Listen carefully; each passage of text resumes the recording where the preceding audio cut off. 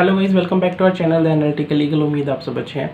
तो गाइस हम फिर से एक बार आपके साथ हैं एक नई वीडियो के साथ, video number 2 in this SFM theory learning series. तो फर्स्ट वीडियो में देखा था आपने, हमने चैप्टर नंबर रिस्क मैनेजमेंट ख़त्म किया था विद मेमोरी टेक्निक्स एंड मेनोमिक्स और वेरी इजी अंडरस्टैंडिंग के साथ।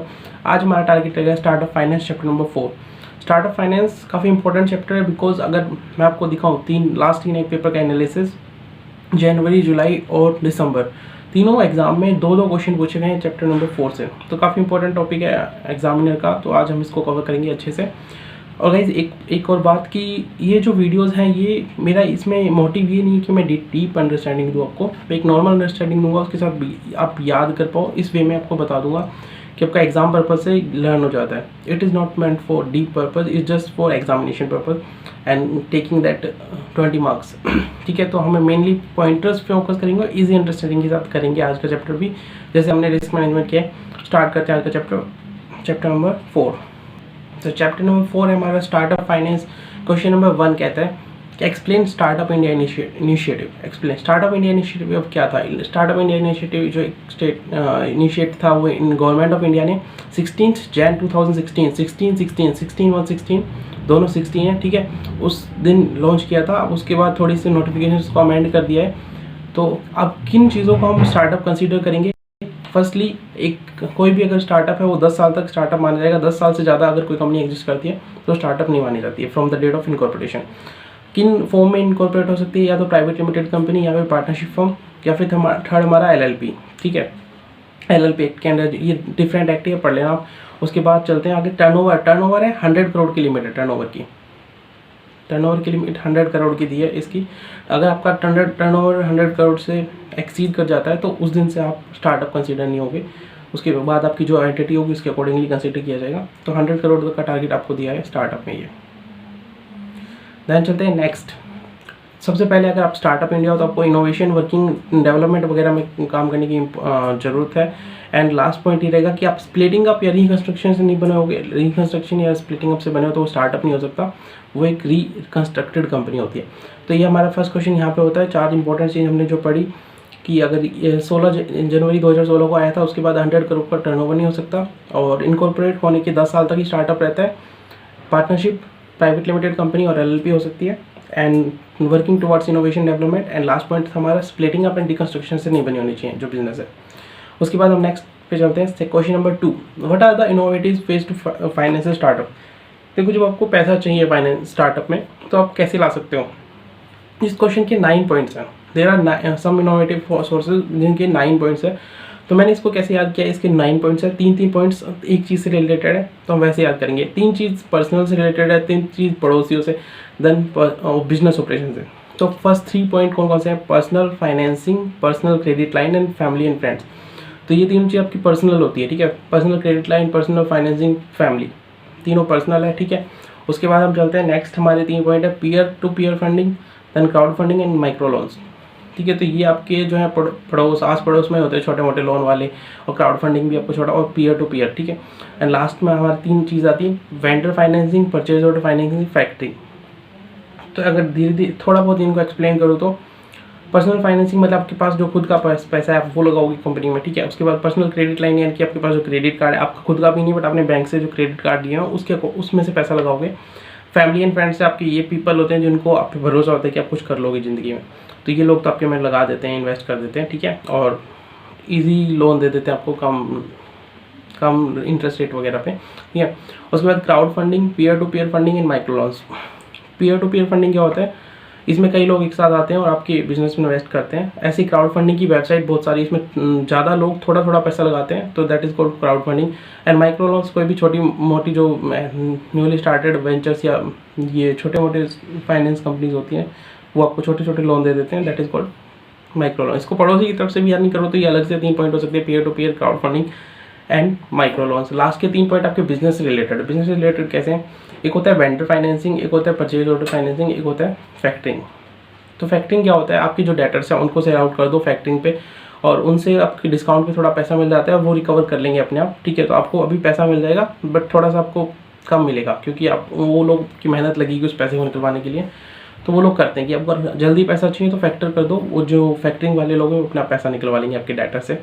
परचेज ऑर्डर फाइनेंसिंग क्या होता है, इसमें थर्ड पार्टी आपकी परचेज ऑर्डर पे फाइनेंस कर देती है, काइंड ऑफ लोन ओनली, ठीक है। जैसे हम गाड़ी फाइनेंस पे लेते हैं वैसे आपके परचेज ऑर्डर पे भी फाइनेंसिंग हो जाती है, ठीक है, जो थर्ड पार्टी करती है। देन चलते हैं वेंडर फाइनेंसिंग। वेंडर फाइनेंसिंग जो भी मतलब ये है कि अगर आपको नॉर्मल आपने सामान जो अपना गुड्स लिया है उसका 30 डेज है तो एक्स्ट्रा टाइम ले लो, सब वो वेंडर फाइनेंस हो जाता है।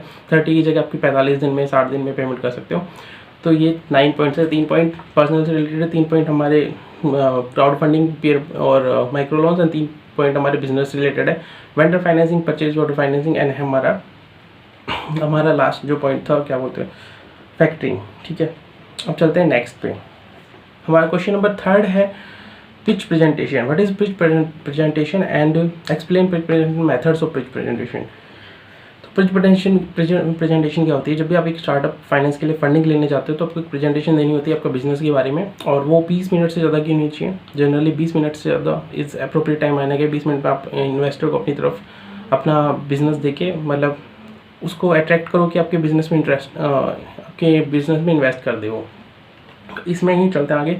अब इसके 9 स्टेप है। अब 9 स्टेप लर्न करने का वे क्या है, एक शो काफ़ी वायरल हुआ था पीछे सोनी टीवी पे जो आता था, shark tank India. Shark tank India में क्या हुआ था, जब भी लोग आते थे तो वो प्रेजेंटेशन देते थे। अब उसी से रिलेटेड ये 9 पॉइंट्स जो मैं यहाँ पे आपको एक्सप्लेन करता हूँ। देखो सबसे पहले वो लोग आते हैं, कोई भी एक एपिसोड देख लेना अगर आपने नहीं देखा है, यूट्यूब सर्च मार के शार्क टैंक इंडिया का, तो आपको प्रैक्टिकल वे में समझ में आ जाएगा कि होती क्या है प्रेजेंटेशन।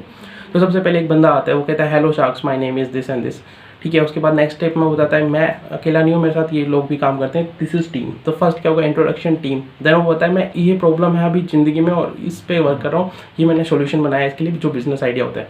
तो 4 प्रॉब्लम हो गई हमारी, introduction, team, problem and solution. 4 point यहाँ पे हो जाते हैं, ठीक है, जो भी उनका बिजनेस आइडिया होता है, जो सोल्यूशन होता है उस प्रॉब्लम का। देन चलते हैं नेक्स्ट।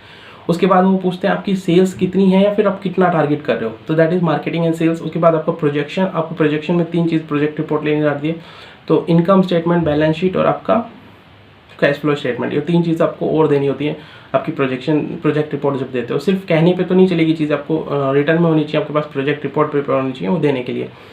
तो हमारे 6 पॉइंट हो चुके हैं अब तक, introduction, team, problem, solution and हमारा मार्केटिंग, सेल्स एंड हमारे प्रोजेक्शंस। उसके बाद हमारा कंपटीशन क्या है, मतलब हम किस प्रोडक्ट में है, क्या कंपटीशन आज का उसकी डेट में। उसके बाद बिजनेस मॉडल क्या है, बिजनेस मॉडल एक बहुत बड़ी टर्म है, उसमें सब कुछ आ जाता है, आपके टारगेट कस्टमर की, आपके बिजनेस का प्रोसेस क्या है, आपका इंफ्रास्ट्रक्चर, ऑर्गेनाइजेशन स्ट्रक्चर क्या है, ट्रेडिंग प्रैक्टिसेस क्या, ऑपरेशनल प्रोसेस क्या है, ये सब मिला के बिजनेस मॉडल बनता है, वो सब आपसे पूछ सकते हैं। एंड लास्ट क्वेश्चन क्या करते हैं कि शार्क्स मेरी आस्क है 1 करोड़ रुपीज़ फॉर 5% इक्विटी। ये जनरली सब बोलते हैं, जो सबका अलग अलग होता था। तो ये लास्ट क्वेश्चन, लास्ट जो स्टेप होती है दैट इज़ फाइनेंसिंग। आप फाइनेंसिंग मांगते हो, वो अगर इंटरेस्टेड होते हैं तो वो कर देते हैं। तो 9 steps, introduction, team, problem, solution and introduction, team, problem, solution. Then आपका आता है सेल्स, सेल्स के बाद प्रोजेक्शंस और उसके बाद आपका competition, business model and last में फाइनेंसिंग। तो ये शार्क टैंक के एग्जाम्पल से याद आ जाएंगे 9 स्टेप, ठीक है। उसके बाद चलते हैं नेक्स्ट 3 वेज होते हैं। फाइनेंसिंग के मोड्स क्या है, हाउ टू फाइनेंस मोडिंग। तो हमारे फाइनेंसिंग के मोड्स होते हैं 3 मोड्स होते हैं, बूट स्ट्रैपिंग और हमारा angel investors and venture capital fund. अभी तीनों आगे क्वेश्चंस में डिटेल में एक्सप्लेन किए हैं, तो अभी यहाँ पे नहीं अपने ध्यान देते हैं, आगे पढ़ लेंगे इसको, ठीक है। नेक्स्ट क्वेश्चन है हमारा, that is concept of boot strapping and describe the various method of boot strapping use by startups and individual attempts upon, ठीक है। तो बूट स्ट्रैपिंग क्या होता है, बूट स्ट्रैपिंग क्या होता है, अपने जूतों में खड़े रह के ही सब कुछ करना। मतलब कि आप जितना आपके पास खुद का पैसा है या फिर आपके बिजनेस से जो आता जाए उसके बेसिस पे कंपनी बनाओ, ना लोन्स लो ज़्यादा, ना कुछ और करना है आपको, उसको बोलते हैं बूट स्ट्रैपिंग, ठीक है। तो वेस्टफुल एक्सपेंडिचर को कम करो और जो भी आपका अननेसेसरी चीज़ें उनको उन्हें एक्सपेंडिचर को इग्नोर करो। ये सब करके आप जो कंपनी बनाते हो वो कहते हैं बूट स्ट्रैपिंग। बूट स्ट्रैपिंग के 3 वेज होते हैं, इसको याद करने का तरीका है बूट स्ट्रैपिंग मतलब CFL ऐसा कुछ है नहीं लिंकेज, बट याद कर लेना 3 फ्लो में, trade credit, F for factoring, L for leasing. Trade credit क्या होता है, सप्लायर से ही बात करो कि ट्रेड क्रेडिट हमको जो गुड्स वगैरह चाहिए वो क्रेडिट पे दे दे और जब आपका पैसा आ जाएगा उसको रिफंड कर दोगे। तो आपको ये समझाने के लिए सप्लायर को अच्छे से एक्सप्लेन कर सकते हैं, आपकी कम्युनिकेशन स्किल्स रिक्वायर्ड होती हैं यहाँ पे। उसको समझाना पड़ेगा कि मेरा बिजनेस है, स्टार्टअप है, धीरे धीरे स्पीड पकड़ेगा एंड फिर जब पैसा आएगा तो मैं आपको दे दूँगा। तो वो आपकी कम्युनिकेशन स्किल्स वगैरह और आपकी जो बॉन्डिंग है क्रेडिटर्स के साथ, उस पर डिपेंड करता है। ठीक है, आगे चलते हैं। ट्रेड क्रेडिट दस फैक्टरिंग। फैक्टरिंग क्या होता है, अब आपके पास पैसा नहीं, आपको पैसा चाहिए तो आपके डेटर्स पड़े हुए, डेटर्स को पैसे दे नहीं रहे तो उनको उठा के सेल आउट कर दो, उनके अकाउंट्स रिसीवेबल को, नॉट डेटर्स को। तो वो जो लोग होते हैं फैक्टरिंग वाले, उनसे पैसा निकलवा लेंगे अपने आप और आपको अभी के लिए पैसा दे देंगे, तो that is factoring. And last आ सकता है लीजिंग। लीजिंग क्या होता है, आप कोई भी एसेट खरीदोगे तो वो बहुत महंगी पड़ेगी, बट अगर आप उसकी जगह लीज पे ले लेते हो तो वो बेटर रहेगा आपके लिए। तो 3 पॉइंट्स से CFL, trade credit, factoring and leasing. तो इजी कॉस्ट में आ जाती है और रेंटल्स कम होते हैं instead of purchasing big asset और जो भी रिक्वायर्ड है मशीनरी। अब आता है हमारा question number next, that is angel investors. Angel investors कौन होते हैं, जैसे अब एक इसमें भी आपको अगर आइडिया लगाना है तो पीयूष बंसल और जुगाड़ू कमलेश एक शार्क टैंक इंडिया में आए थे, वो देख लेना एपिसोड, यूट्यूब पे पड़ा होगा शॉर्ट में।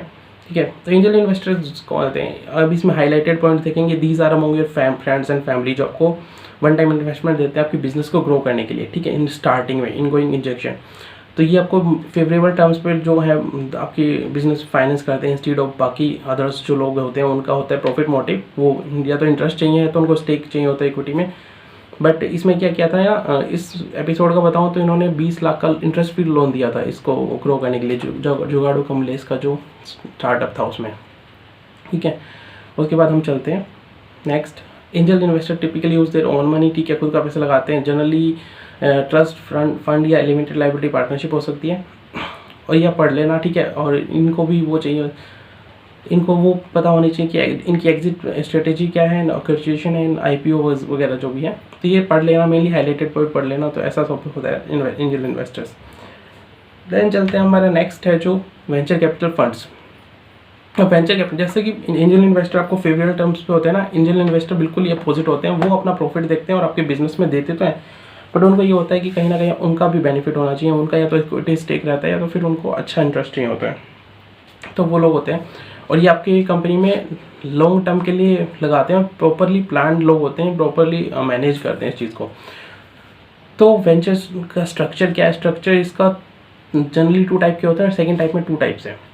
तो फर्स्ट होता है डोमेस्टिक फंड्स। डोमेस्टिक फंड होते हैं जो डोमेस्टिक्स होते हैं। ठीक है, डोमेस्टिक व्हीकल ऑफ यहाँ के लोगों, यहाँ का इंडिया का ही मान लो, तो इंडिया के लोगों ने वो बनाया हुआ है पूलिंग ऑफ फंड्स। ठीक है, बहुत सारे लोगों का वो एक कंपनी जो वेंचर कैपिटल है वो लगाते हैं, और उसके बाद सेपरेट एडवाइज़र होता है जिसकी ड्यूटी होती है एज एसेट मैनेजर किस कंपनी में लगा इन्वेस्ट करना और किसमें नहीं करना। तो ये डोमेस्टिक होता है। ऑफ शोर में क्या होता है, इसमें 2 अल्टरनेटिव होते हैं, ऑफ शोर एक यूनिफाइड। ऑफ शोर में क्या होता है, इन्वेस्ट व्हीकल में आउटसाइड इंडिया से जो है क्रिएट होता है ये, एंड इन्वेस्टमेंट डायरेक्टली, और जो डायरेक्ट इन्वेस्ट करते हैं पोर्टफोलियो कंपनीज, ये ऑफशोर मैनेजर ही होते हैं इसको मैनेज करने वाले, जो कि बट इन्वेस्टमेंट एडवाइजर इंडिया में होते हैं जो ड्यू डिलीजेंस वगैरह आइडेंटिफाई करते हैं, क्योंकि इंडिया के प्रोजेक्ट है तो इंडिया वाले ज़्यादा बेटर देख सकते हैं उस चीज़ को। लास्ट में यूनिफाइड स्ट्रक्चर। यूनिफाइड में क्या होता है, डोमेस्टिक और ओवरसीज इन्वेस्टर जो दोनों मिलकर लगा सकते हैं, तो यूनिफाइड दोनों का कॉम्बिनेशन हो गया। तो 3 टाइप्स के होते हैं फंड, इसका स्ट्रक्चर देखें तो डोमेस्टिक, ऑफशोर एंड यूनिफाइड। आगे चलते हैं हम, explain the characteristics of venture capital financing. इसकी अगर शॉर्ट ट्रिक है तो HELL, यानी कि equity, high risk equity participation, lack of liquidity, long time horizon. तो इक्विटी पार्टिसिपेशन, जो ये जनरली जो वेंचर कैपिटलिस्ट होते हैं इक्विटी लेके आपका इक्विटी से तब पैसा लगाते हैं आपकी कंपनी में, तो इक्विटी पार्टिसिपेशन रहता है। हाई रिस्क तो होता ही है, ये ज़्यादा रिस्क लेने के लिए घबराते नहीं, because they believe in high risk and high returns. ठीक है, लैक ऑफ लिक्विडिटी, अब लॉन्ग टर्म के लिए दोनों 2 पॉइंट हो रहा है, lack of liquidity and long time horizon. तो ये जनरली इनका मिनिमम 3 साल के लिए लगाते हैं और 10 साल तक लगाते हैं, जो उसकी ग्रोथ की स्टेज होती है, मतलब 10 साल के बाद तो स्टार्टअप रहता ही है, तो फिर लॉन्ग टाइम के लिए तो लिक्विडिटी तो कम होगी। तो 4 पॉइंट यहाँ पे याद करने के लिए, high risk equity participation, long time horizon and lack of liquidity. Then चलते हैं हम नेक्स्ट पॉइंट। क्वेश्चन में अगर इसका ही नहीं तो अलग क्वेश्चन भी बन सकता है, advantages of bringing VC in capital. अब इसको कैसे आते हैं, बड़े लोग जो VC वाले होते हैं वो बड़े लोग होते हैं, यानी कि वेंचर कैपिटल्स। अब बड़े लोग हैं तो सबसे पहले तो आपकी लॉन्ग टर्म फाइनेंसिंग करते हैं इक्विटी की। ठीक है, सॉलिड कैपिटल बेस देते हैं आपकी कंपनी को। सेकंड पॉइंट है, ये शेयर करते हैं आपका बोथ रिस्क एंड रिवार्ड्स। ठीक है, बड़े लोग हैं तो आप रिस्क भी शेयर कर सकते हैं, आप रिवार्ड्स भी शेयर करेंगे। Then practical advice and assistance भी दे सकते हैं, क्योंकि बड़े लोग होते हैं ये। ठीक है, उसके बाद इनके नेटवर्क्स तो होंगे जो बड़े लोग हैं तो। उसके बाद चलते हैं, कैपेबल ऑफ एडिशनल फंड भी दे सकते हैं अगर बड़े लोग हैं तो। और लास्ट पॉइंट है, आपको IPO में भी हेल्प कर सकते हैं, ठीक है, ट्रेड सेल में भी फैसिलिटेट कर सकते हैं। तो लास्ट 5 पॉइंट अगर हम याद करें, 5-6 पॉइंट इसमें, तो लॉन्ग टर्म फाइनेंसिंग दे सकते हैं, बड़े लोग सॉलिड कैपिटल बेस हो जाता है, ठीक है, रिस्क एंड रिवार्ड दोनों आपके शेयर कर सकते हैं, आपको IPO के लिए प्रिपेयर कर सकते हैं, आपको एडिशनल राउंड ऑफ फंडिंग दे सकते हैं, आपको प्रैक्टिकल एडवाइस एंड असिस्टेंस दे सकते हैं। तो ये हमारे एडवांटेज हो गए, हेल हो गई हमारी कैरेक्टरिस्टिक्स थी ना, हेल, ठीक है। तो ये हमारे 2 क्वेश्चन और हो गए। अब चलते हैं हम various stages of venture capital financing. अब फाइनेंसिंग इसकी स्टेजेस होती है वेंचर कैपिटल की। जो पहले सीड मनी क्या होता है, ये लो लेवल पे फाइनेंसिंग है। तो जब आइडिया प्रूव करना होता है आपका, अपने भी आइडिया प्रूव भी नहीं है, आपको फर्स्ट जो प्रोडक्ट या जो भी सर्विस लानी होती है उसके लिए जो मिलता है आपको सीड मनी बोलते हैं। जब बीज बोने के लिए जनरली हम नॉर्मल वर्ड में यूज़ करें। स्टार्टअप ये अर्ली स्टेज होता है जहाँ पे funding for marketing and product development के लिए यूज़ होता है, ठीक है। तो first seed money, then startup, then first, second, third, fourth round. तो फर्स्ट राउंड क्या होता है, सेल्स एंड मैन्युफैक्चरिंग के लिए होता है। उसके बाद आपकी वर्किंग कैपिटल के सेकंड राउंड की जरूरत होती है। थर्ड राउंड में आपको आता है ये एक्सपेंशन आता है आपका, एक्सपेंशन मनी बोलते हैं इसको, ठीक है।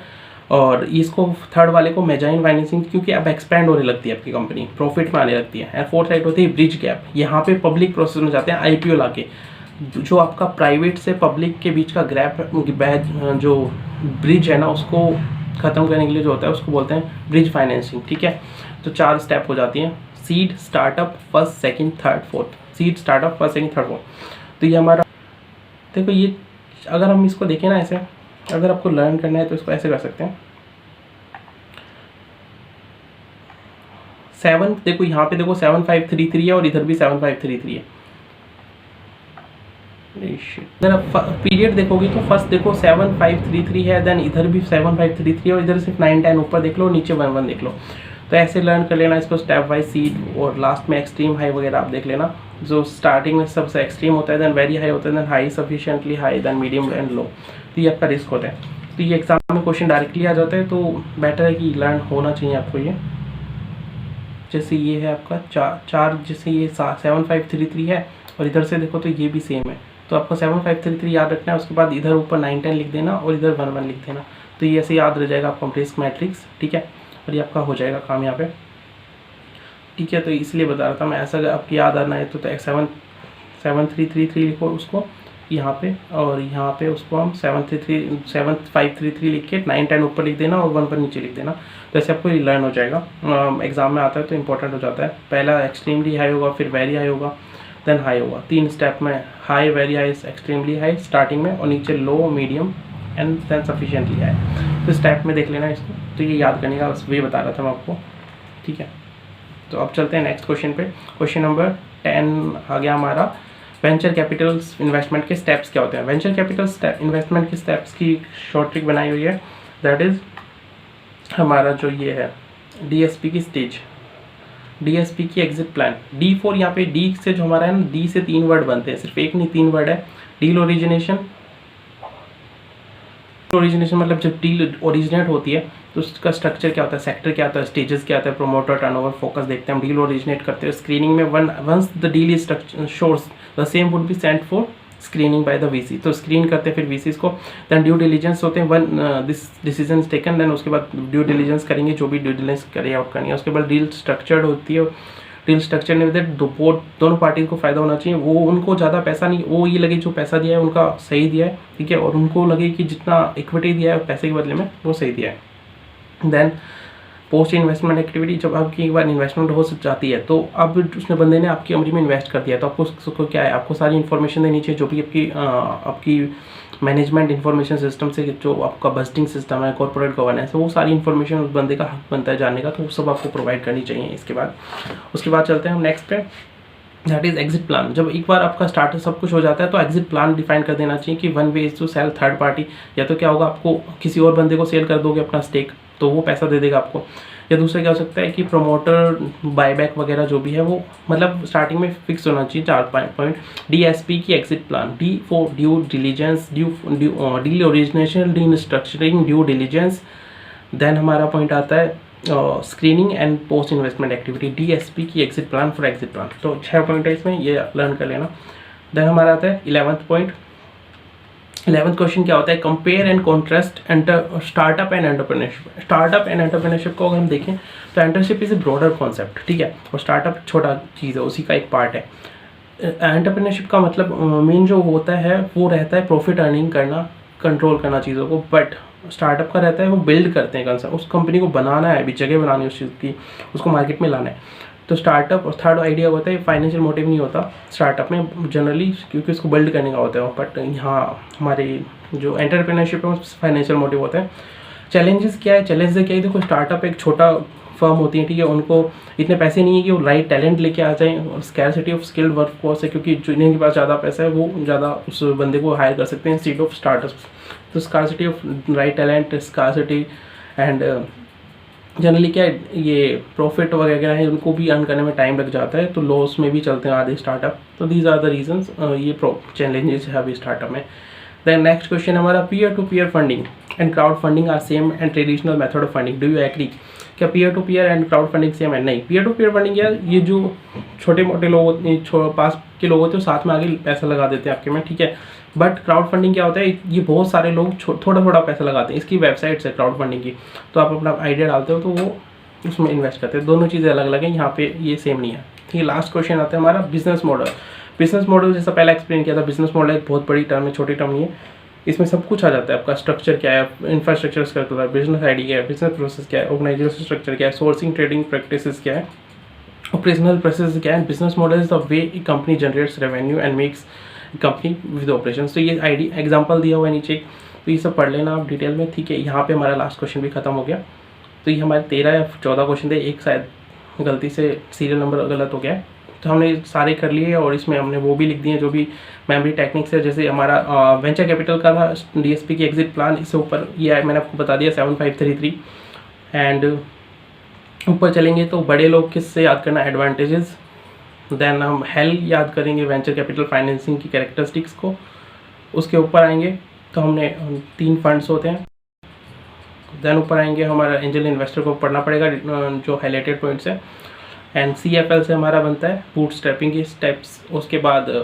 जो 3 मॉडल होते हैं, उसके बाद हमारा जो इंट्रोडक्शन वगैरह, ये जो पिच प्रेजेंटेशन की जो स्टेप्स हैं, मेथड्स है अप्रोचिंग करने का, ये आप शार्क टैंक इंडिया के एक एपिसोड का देख लेना, उससे ज़्यादा बेटर अंडरस्टैंडिंग मिलेगी। एंड उसके बाद 9 पॉइंट्स थे हमारे फाइनेंसिंग, ये personal financing, personal credit, family friends, peer to peer, crowd funding, micro loans. Last के 3 पॉइंट हमारे बिजनेस से रिलेटेड थे, ट्रेड क्रेडिट नहीं, vendor financing, purchase order financing, and था हमारा फैक्टरी।